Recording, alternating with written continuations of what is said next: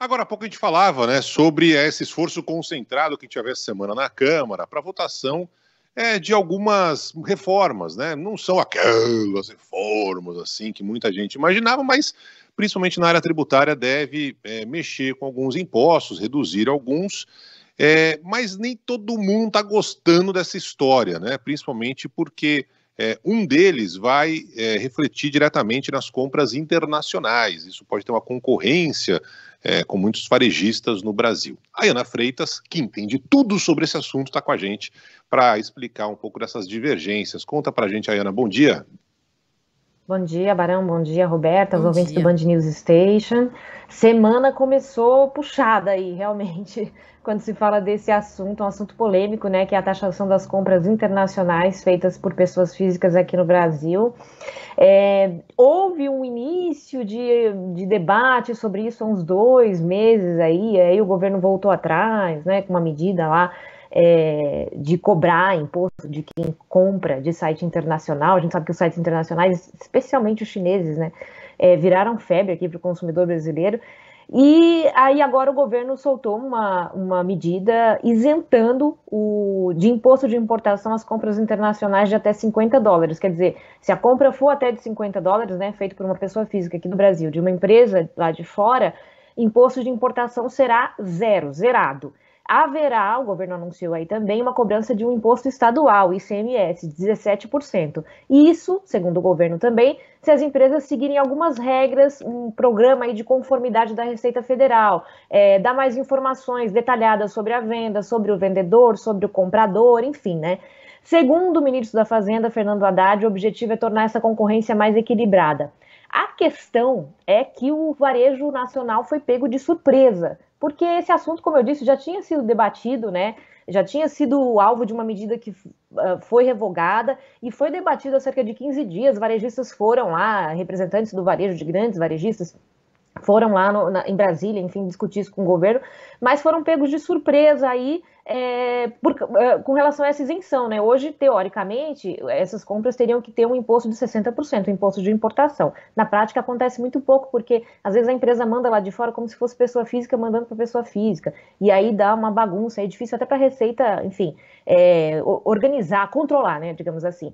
O IDV, que é o Instituto para o Desenvolvimento do Varejo, disse que essa medida não atendeu às expectativas do varejo nacional, foi lá sábado, fizeram uma reunião com a Haddad de novo, para falar, né, dessa questão. Para eles, essa aplicação, essa isenção, né, do imposto faz com que, quer dizer, já é isento de pessoa física para pessoa física, agora torna possível de empresa para pessoa física. Então, só aumenta a isenção. As empresas que fingiam que era pessoa física mandando para pessoa física, agora não precisam nem fazer isso, né? Se for até $50, mandando de empresa para pessoa física também está isento. Eles dizem que os 17% de ICMS não são suficientes para deixar isso equilibrado.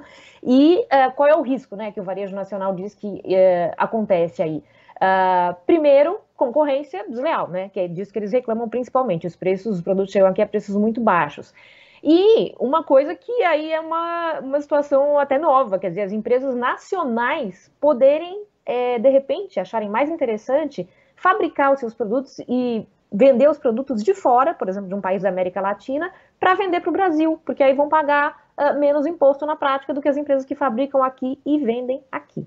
Enfim, assunto terminou? Não terminou, tá só começando. A medida saiu na sexta no Diário Oficial, a reunião foi no sábado. Aí o ministro Haddad, né, disse que estão começando aí um programa de conformidade, não negou a possibilidade de ter uma nova taxação de imposto de importação, mas disse que isso vai ser negociado aí com varejistas nacionais e as plataformas estrangeiras. É uma briga que envolve aí duas questões, né, gente, que é agradar o consumidor final, que quer, obviamente, pagar menos, mas também pensar na economia como um todo, porque a gente está falando aí de emprego, né, do varejo nacional, de indústrias que empregam aqui no Brasil, enfim, e dessa concorrência que acaba, mal ou bem, sendo desleal mesmo, né? Esse é o ponto, Robertinha, só antes de você fazer a pergunta, né? Sim. A concorrência desleal é o ponto, né? Se você não vai cobrar imposto da empresa estrangeira, então você não tem que cobrar imposto da empresa nacional. É assim que a boda toca, ou seja, você precisa ter uma concorrência ali que, de alguma forma, alguém não saia prejudicado no imposto. Claro que o consumidor quer pagar menos, evidentemente que é isso, né? Mas não dá para um não pagar imposto e o outro pagar. Manda, Robertinha. Não, tem alguns ouvintes perguntando por aqui, porque é um imbróglio que a gente está acompanhando aí das compras internacionais que vem se arrastando há meses, né, Ayana? Antes, como você explicou, todas as compras, né, eram taxadas independentemente do valor, mas tinha essa exceção para pessoas físicas, o que acaba entrando aí no limbo de várias empresas que se beneficiavam. Mas e para o consumidor? Se ficar dessa forma, né, da importação para compras online de até US$ 50, muda alguma coisa nos preços, nos valores aí para os próximos meses desse tipo de compra? Acho que a gente tem que pensar um pouco no longo prazo, né? Aliás, só uma coisa que eu esqueci de comentar aqui, essa medida vale, teoricamente, a partir de 1º de agosto, né? Não está valendo ainda, vale a partir de 1º de agosto, daqui um mês, portanto, um pouquinho menos de um mês. Tem duas questões aí, né? Ele, teoricamente, enfim, continua pagando o preço que ele está pagando aí, né? Se a compra for menor do que US$ 50, valor menor de US$ 50, continua pagando mais ou menos o que ele paga se a empresa estiver fazendo esse envio aí meio nesse campo nebuloso que você comentou, que é pessoa física para pessoa física, em vez de estar fazendo direitinho pessoa jurídica para pessoa física, né?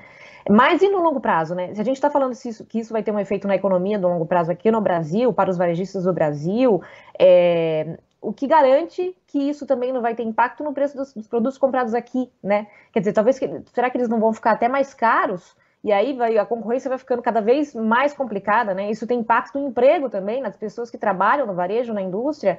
Enfim, é uma questão que diz respeito ao bolso, não só diretamente, mas também no longo prazo, porque tudo isso tem a ver com inflação, tem a ver com preço de produção, né? Tem a ver com a capacidade de produção, tem a ver com o emprego das pessoas. Então, é um impacto um pouco mais aí que tem que ser pensado num horizonte um pouco maior, né? Um pouco mais amplo.